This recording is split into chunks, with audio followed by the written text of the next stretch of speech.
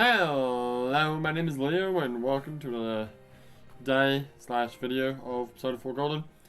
I have no idea what I'm recording this for, but I'm recording this in advance because recently episode 4 has been having some issues loading, so I just want to record these so I've got them in case I need them. Anyway, we're going to do, I'm just going to record both of these, 8 and 9 lectures, 8th and 9th lectures of Mr. Edogawa's TV classroom. Let's start. Mr. Edogawa's TV classroom.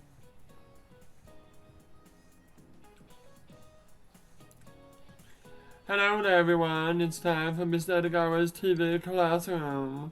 Everyone loves Jungian psychology, an invitation to the you that you don't know.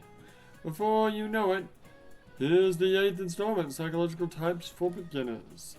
I'll make sure to ask questions that don't violate any doctor-patient confidentiality laws.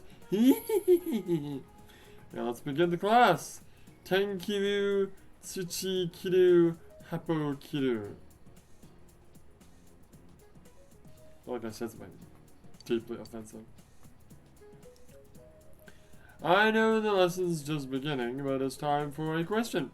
Use the buttons in front of you to answer. Right now, what do you think you need to do with regards to your life? Actually exercise, because I've been slumping it for like a week. Eat healthy. Shave.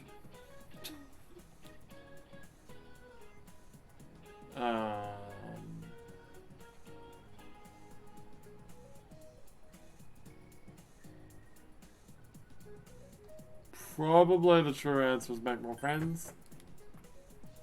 But I bet you the real answer is learn more about myself. I know plenty about myself. What's his shirt, by the way? I can't. Those are like pinkies, yeah. Or maybe he's doing. Maybe it's a gun like that. I can't say. Maybe I can find it. I'm gonna, you know what? Fuck it. This is gonna eat me out the entire lecture. So hold on. There you go. Look at that. So it's like he's doing this. I don't know what that means. Also, apparently, Edogawa is based on a staff in Atlas. I will show you apparently it's in episode 5, but I don't know that because I haven't gotten that far yet. So there you go. The more you know. Next we have another question. Please use your imagination. Say you are going to see an art unveiling as an exhibit of incredible paintings. This particular painting is one that no one has yet seen. The moment you see this painting, which of these do you think your mind is going to do first?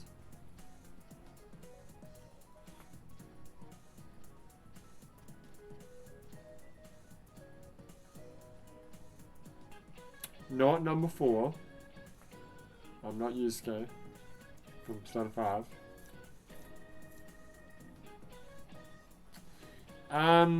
Try to see what it looks like? Well, yeah, how am I supposed to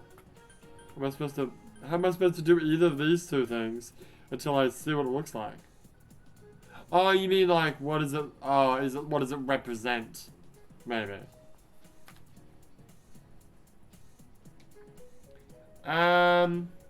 Looking at all the art I've got in here, which is all abstract art in this room, so it doesn't look like anything. Yeah, I guess the third one. Right, that's all I need. We're done with questions. Right. Why did you ask me those questions? Still, I like how the notice board is like all Roman theme. Well, the whole, classroom is kind of Roman theme. That's because Tarios. Yeah, I know. I know. This classroom's got a TV. Classy. Anyway, still, it's hard to come up with gimmicks on such a low budget. Still, that's the fate of public access TV.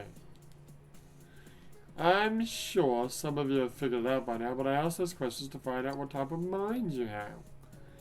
It's like those commonly found personality tests. In fact, you can say this method of categorization categorization.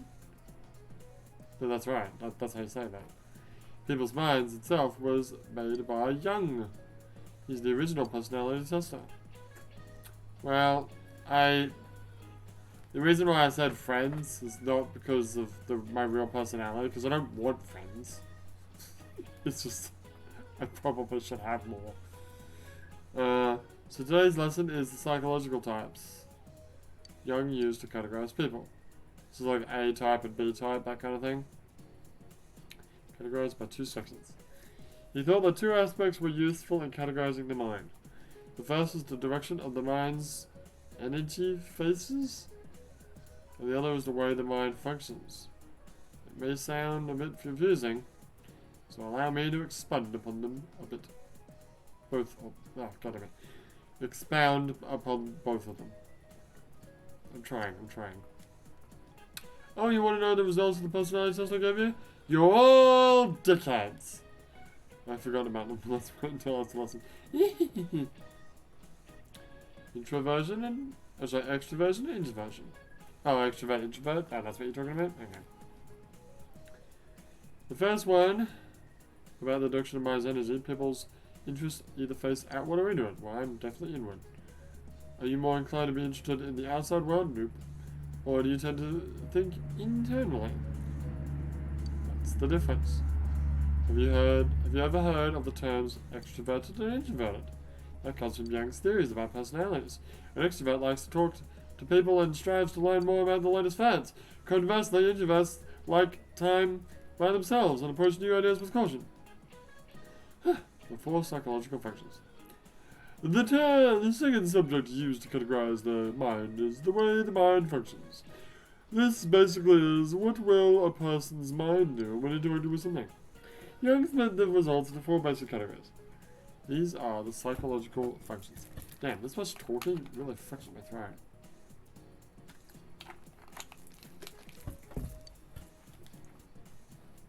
It is impossible to explain all of these in this lesson, but I will give it a try. In technical terms, the 4 are feeling, thinking, sensation, and intuition. I guess I'd be... Can it be a combination? Because I think I'd be thinking and intuition. But are they kind of opposites? Yeah. Isn't feeling and sensation kind of the same thing? To simplify them, when a person sees something, deciding whether or not he hates or likes it is feeling. Right. Trying to reason about it is thinking. Trying to perceive it through the shape is sensation. Well, I guess I'm sensation then. And connecting it to other unconscious thoughts. Wait, can I go back to the questions? Can I go back that far?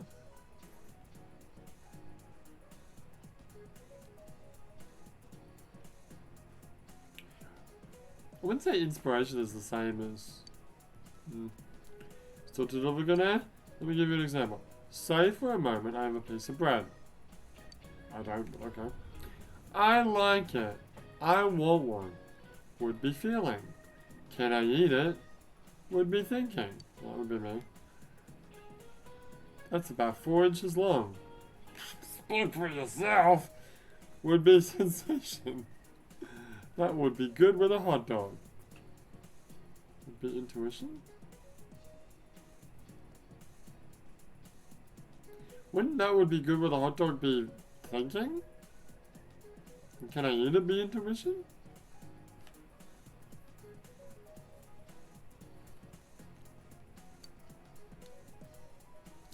So the 4 psychological functions work.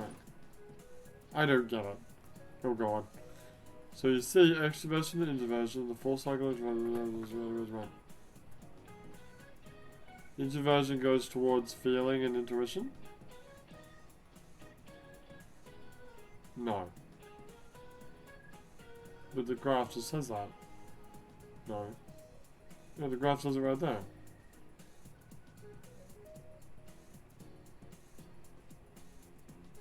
I'm confused.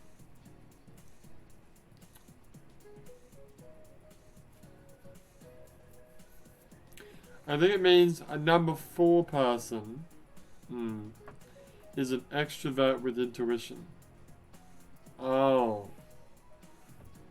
So you'd be a 5, 6, 7, 8 person, depending on what your psychological function is. But what's my psychological function? I don't know. When I thought about the hot dog, I mean the painting. What was the painting one? That was sensation. What does sensation even mean? Sorry, I didn't read that. Sorry. 2 times 4, that means there are 8 times total. Now, for the questions that I asked you at the start of the lesson, you are an extroverted. Oh, sensing time.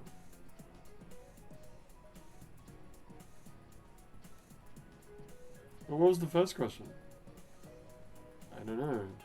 Oh, it was the making friends one. Yeah, and I said that probably doesn't actually... Yeah, well, the question was, what do you think you need to do? Doesn't mean I'm going to do it. I know plenty about myself. I don't need to learn more about myself. I'm good, thanks. But I'm still introverted. I feel like this is the exact opposite of what I am. Many craftsmen are said to be in this personality type. As a warning, this is just a general tendency and does not explain a person in detail. No shit. This could be the first good step in analyzing the mind. However, it's pointless to rely on this as a guide and completely ignore the complexity of the human mind. I don't want you to get the wrong idea about these tests. The mind compensates itself. With this type theory, Young didn't want to merely split the mind into categories, but to showcase its special properties. Specifically speaking, that the conscious and unconscious regulate each other through a method called compensation. The 8 types are based on the consciousness. Is conscious a noun? Yeah. Okay. Of that person. But that doesn't mean that a person can also have other extroverted, introverted properties or other psychological functions. They still exist in the unconscious and just don't show up on the surface as much. For example, have you ever agreed with someone with the personality type that is opposite yours? Probably. That is because the other traits that lie below your unconscious are working to help you understand. Oh man, I forgot about the whole thing about natto. Remember the whole thing I went on about natto? But Edogawa was like trying to claim that there's a version of me that likes natto. And I'm like, fuck you, I hate natto. No part of me ever will ever like natto. Shut up. And if I meet that shadow version of me, I will turn into a boss because I will claim that he is not me. So did I skip something? Yeah, no. Actually, no, read that. Because the other traits that lie below your consciousness are working to help you understand. You are using another power outside of your personality, literally, unwittingly, thank you. The conscious and unconscious compensate for one another. I'll mention this again, so be sure to remember it. But still, the human personality is an interesting subject. We tend to judge people based on the aspects of personalities that we see, but Jung tells us that doing this is bad. If you truly study the mind, it makes you a more benevolent person. Like me! Now then, looks like it's time. That's all for today. Bye. Cool. Alright, well, we come back either tomorrow or whenever. We will do part 9.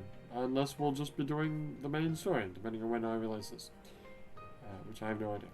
But for now, my name is Leo, and I'll see you next time.